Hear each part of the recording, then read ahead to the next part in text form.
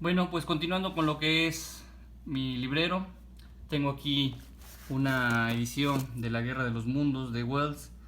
Este libro viene acompañado con La Máquina del Tiempo. Yo creo que es uno de los libros de ciencia ficción más conocidos y más importantes del siglo XX. Durante la mitad de este fue utilizado como una radionovela que creó tal psicosis que la gente pensó que verdaderamente estábamos frente a una invasión de marcianos. Y bueno, creó ahí una cultura del miedo hacia lo desconocido, hacia las invasiones por parte de seres de otro planeta. La Guerra de los Mundos de Wells, una maravillosa novela que ha sido llevada al cine 2 veces, o las que yo conozco, la última, bueno, con Tom Cruise. Tengo también, bueno, aquí a Haruki Murakami. Yo creo que es el autor japonés vivo más importante en estos momentos. Yo creo que se estaría ahí dando un buen agarrón con Yasunari Kawabata, que incluso fue premio Nobel. Pero Tokyo Blues yo creo que es uno de los libros más leídos actualmente aquí en México por los millennials y no tan millennials. Muchos dicen que su mejor libro es Kafka en la orilla, pero bueno, Tokyo Blues como que es el más representativo de Haruki Murakami. Tengo ahí una biografía de Lores de Arabia. Tengo aquí un libro que ejemplifica perfectamente lo que es la propaganda pro-comunista de Nikolai Ostrovsky. Así se templó el acero, que nos va a narrar la vida de Korchagin, un chico que le toca vivir pues el proceso de la Revolución de Octubre, pero sobre todo la guerra civil que vino después de, y cómo los horrores de la guerra y las consecuencias que trajo lo hicieron precisamente por reafirmar su convicción de crear una nueva sociedad, de crear un nuevo mundo a partir de las ideas de Marx. Por eso se llama Así se templó el acero, un libro que vale muchísimo la pena de leer. Propaganda así pro-soviética. Y bueno, ahora todo un clásico. Bueno, continuando con los libros, tenemos aquí de Silvia Avalon, de Acero, que nos va a narrar la vida de dos amigas en una ciudad mediterránea de Italia, una ciudad que su vida gira en torno a una fundidora. Este libro nos va a retratar aspectos de Italia que no estamos muy acostumbrados a ver, aspectos como son la vida urbana de los jóvenes en Italia, que gira en torno a la violencia, a la droga, al alcohol y bueno, también a la miseria. Silvia Avalon, de Acero, muy bien narrado. Yo creo que es un libro bastante recomendable. De Mónica Lavín tenemos lo que son Las Rebeldes, un libro que afortunadamente me pudo firmar. Las Rebeldes nos va a retratar la vida de un grupo de mujeres encabezadas por Leonor Villegas, estas mujeres, mejor dicho, que se unieron a la revolución, pero como enfermeras. Ellas lograron fundar la Cruz Blanca Constitucionalista. Entonces, a través de sus ojos vamos a ver los horrores de la guerra, vamos a ver los cambios, las traiciones. Entonces es un libro reivindicator del papel de estas mujeres en esta tan noble causa. Es de Mónica Lavín, Las Rebeldes. Aquí tengo de José Elías Romero Apis, el jefe de la banda. José Elías Romero Apis, que trabajó en 6 gobiernos diferentes. Bueno, nos va a dar un panorama de lo que han sido los presidentes del siglo XX. En él vamos a encontrar anécdotas, vamos a encontrar acciones de gobierno, vamos a encontrar también contradicciones. Vamos a ver un rostro más humano de los presidentes. Es un libro bastante entretenido, nos habla muchísimo de las decisiones que han marcado nuestro país, de lo difícil que han sido tomadas. Entonces desnuda muy bien, desmitifica mucho a lo que es el poder presidencial, y sobre todo lo que me gustó de este libro es que vamos a llamarlo, lo humaniza muy bien. José Elías Romero Apis creo que nos entrega una buena obra aquí de Plaza y Valdés, que vale muchísimo la pena leer para reflexionar acerca del ejercicio del poder en México. Les había hablado de Marcela Serrano, esta feminista chilena, Nosotros que nos queremos tanto, que nos va a narrar la vida de 4 mujeres que podríamos asumir que son las 4 etapas de la mujer. Sus miedos, sus anécdotas, cada una tiene sus sus historias que contar, pero va corriendo paralelo a lo que fue este golpe durísimo que vivió el pueblo chileno con la toma del poder por parte de Augusto Pinochet, y el asesinato de Allende. Entonces, las obras de Marcela Serrano, créanme que valen muchísimo la pena verlas. Es una mujer feminista, pero pues nosotros como hombres también deberíamos de internarnos más en este maravilloso universo que es la obra de Marcela Serrano. De este lado encontramos uno de mis libros favoritos, que es de Orhan Pamuk, El Museo de la Inocencia, este autor turco. Aquí nos va a narrar la vida de Kemal, un aristócrata turco que se enamora y vive una aventura con su prima Füsun. Entonces es un amor inocente, es un amor obviamente prohibido porque está comprometido. Se ven de manera seguida en el departamento de él, pero repentinamente él tiene que dejarla. Y bueno, es tanta la melancolía que él siente que empieza a recolectar todo lo que Füsun tocó, y con él pues funda este Museo de la Inocencia, donde cada objeto le sirve de consuelo, y cada objeto que él va recopilando, que incluso se llega a robar de la casa de Füsun, pues tiene una historia que contar. Entonces el Museo de la Inocencia de Orhan Pamuk, yo creo que de los mejores libros que he leído. Aquí tenemos 1914 y 1918 de David Stevenson, un libro que nos va a hablar de manera pormenorizada de lo que fue la Primera Guerra Mundial, este conflicto que al principio fue recibido con algarabía porque se supone que iba a ser la guerra que iba a acabar con todas las demás, iba a propiciar el reacomodo de los imperios, el reacomodo de las fuerzas, pero sin embargo al poco tiempo la humanidad se iba a dar cuenta de que era una guerra muy diferente, no solo por la aparición de nuevas tecnologías, sino porque ya fue una guerra de exterminio, una guerra donde el afán era tratar de destruir lo más posible al otro. Entonces los muertos ya no fueron solamente militares, sino también civiles. Los campos de batalla ya no estaban lejos de las ciudades, sino ya fueron las ciudades mismas. Entonces la Primera Guerra Mundial fue un gran trauma para la humanidad. Desafortunadamente pues no fue el último. Tenemos aquí la Ilíada y la Odisea en unas ediciones de Gredos muy buenas. Son de los libros que estuvieron saliendo en los puestos de revistas. Entonces Gredos es sinónimo pues de calidad. De Christian de Berger tengo aquí lo que es una biografía de Hernán Cortés, ahora que se está buscando también tratar de reescribir un poquito el papel de Cortés y darle su lugar en la historia, un revisionismo que está actualmente no solo con Cortés, sino con aquellos villanos que la historia de bronce nos trató de pintar a lo largo de mucho tiempo. Entonces es una muy buena biografía de este personaje que aquí en México no le hemos dado todavía ese reconocimiento quizás a nivel como sociedad, ¿no? Sabemos que los grupos, que los historiadores sí se lo dan, pero a nivel sociedad como que no le hemos dado el lugar que merece Hernán Cortés.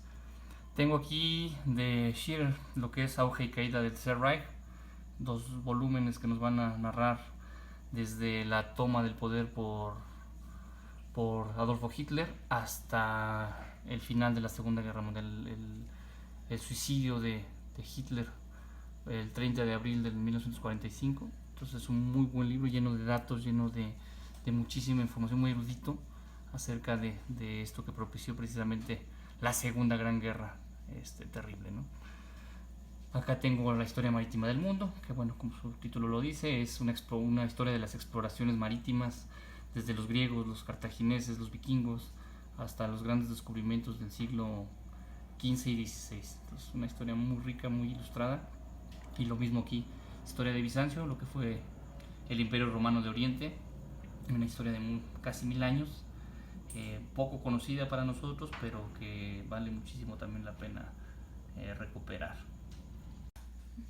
Bueno, acá abajo tenemos lo que es Padre Rico, Padre Pobre, de Robert Kiyosaki. También tuve la fortuna de irlo a ver.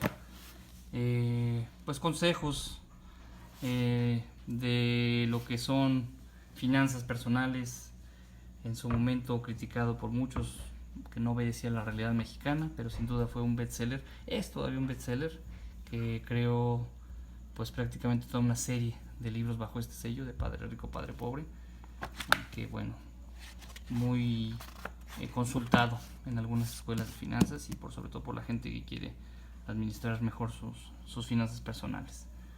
Tenemos aquí de este lado, entre otros, otro libro de Vargas Llosa, El sueño celta, pero este libro que en su momento se decía que iba a ser el sucesor del Código Da Vinci, de Elizabeth Kostova, la historiadora, que nos va a narrar una muy buena historia sobre un profesor que recibe un día un misterioso libro, el cual no tiene nada escrito, solo en medio tiene un dragón como este y una carta de su antecesor que le dice que lamenta haberle heredado ese terrible legado que es peor que la muerte. Entonces de repente esta persona desaparece y su hija empieza una búsqueda por toda Europa tratando de rastrear dónde está su papá que recibió el libro.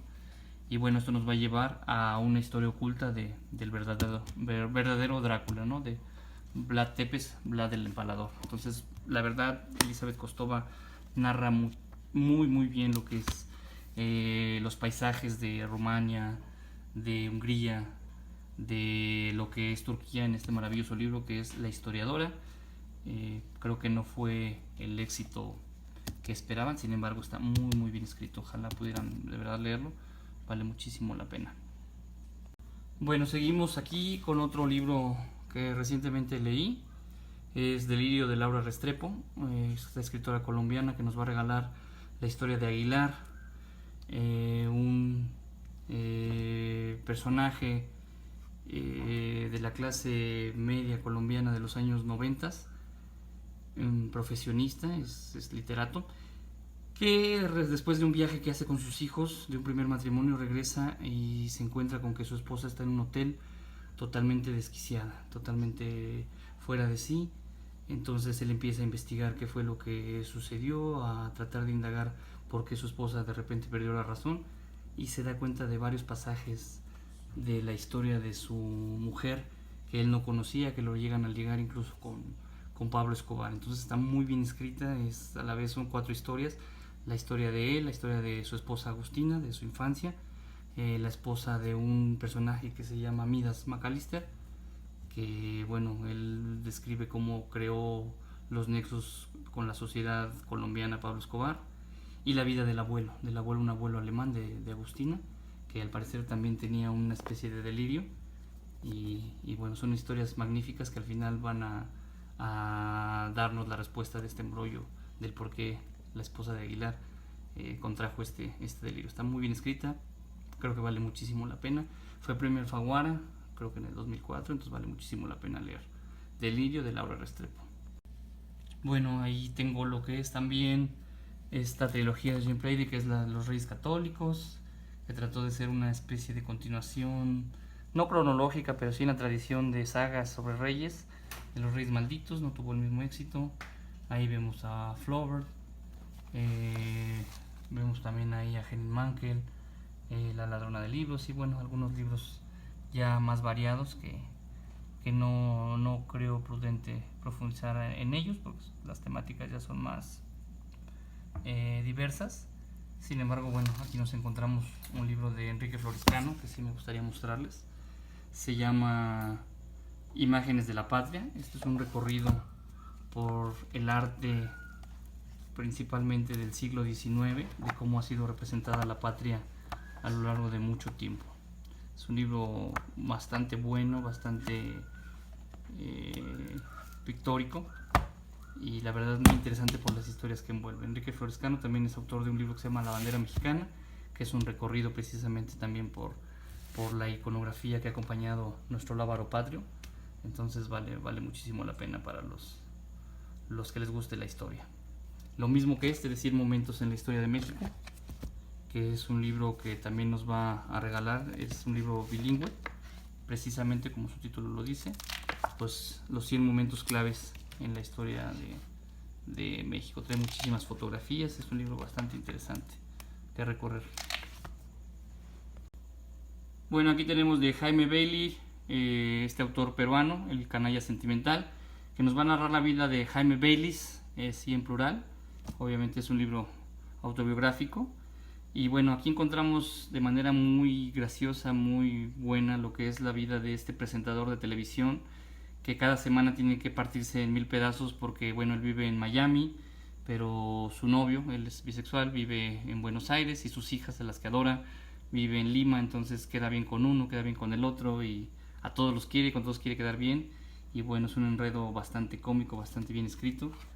Baylis es autor también de La mujer de mi hermano y otros libros muy interesantes que vale la pena pues conocer. El Canalla Sentimental, se van a pasar momentos increíblemente buenos y cómicos. Bueno, y aquí un libro que perteneció a mi papá. Este es libro de habla sobre la Segunda Guerra Mundial. Es un extraordinario texto que va a recopilar los 6 años que duró este conflicto bélico, que hasta ahora ha sido el más cruento de la historia. Además viene perfectamente ilustrado. Obviamente traía otra camiseta que ya con el tiempo se perdió, pero bueno, este libro obviamente tiene un significado muy importante para mí. Y bueno, de niño me acuerdo mucho que antes de comprender siquiera lo que era la guerra y todo lo que había sucedido, me gustaba muchísimo ojear. Yo creo que desde ahí, desde esa temprana edad, me di cuenta de mi vocación por el pasado. Y bueno, obviamente este libro pues tiene un lugar especial aquí en mi librero. No puede faltar una buena edición del Quijote de la Mancha. En este caso yo tengo la de Nobel, que viene en 2 tomos. El Quijote de la Mancha, bueno, pues sabemos que es el libro más importante de la lengua española, que vale muchísimo la pena. Hay muchos mitos en torno a él, a su escritura, muchos pasajes que se le atribuyen, que en el lenguaje cotidiano se usan y siempre se le atribuyen al Quijote, pero bueno, muchas veces no corresponden a tal. Entonces, bueno, entonces considero que en un librero no debe de faltar una buena presentación del Quijote de la Mancha. Por último, quiero mostrarles un libro que durante muchos años estuve tratando de conseguir hasta que apenas se me hizo. Obviamente es una edición ya usada, viejita, de México a través de los siglos. Esta historia que recogen los historiadores del siglo XIX, Chavero, Riva Palacio, entre otros. La edición que yo tengo está en 5 tomos, pero es una historia muy rica, muy erudita, donde encontramos además unas láminas del siglo XIX maravillosas, y que bueno, finalmente escribieron los vencedores. Es la historia en la cual nuestra historia de bronce se basa primordialmente.